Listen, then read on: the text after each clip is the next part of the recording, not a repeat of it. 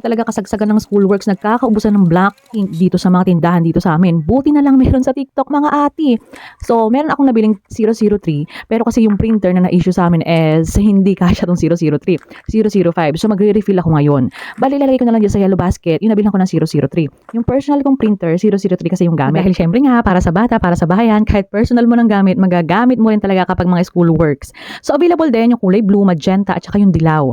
So, kukuha lang ako ng syringe para maisalin ko dito sa 005. This is legit na Epson ink kasi ang ganda ng pigment niya. So, i-video ko na lang sa susunod kapag magpiprint na ako. So, I really hope makatulong din sa inyo tong store na to. So, yung nabigay sa akin is 2025 yung expiration ng ink. So, carry lang naman. Mabilis lang din naman makaubos talaga. Ngayon, kapag malapit na ang exam week, kailangan mag-print ng mga reviewer para sa mga bata at saka sa syempre yung mismong exam. Kaya talagang kailangan mag-refill ng ink. Kung sa price naman, halos magkaparehos lang din dun sa Pandayan dito sa amin at saka dun sa mga local school supplies. Sa shipping naman, dumating din siya sa akin ng within 2 days. Kaya kung naghahanap din kayo ng 003 at nagkakaubusan dyan sa lugar ninyo, itry nyo lang i-click yung yellow basket dito sa video na to. Yun lang, I really hope makatulong. Thank you for watching!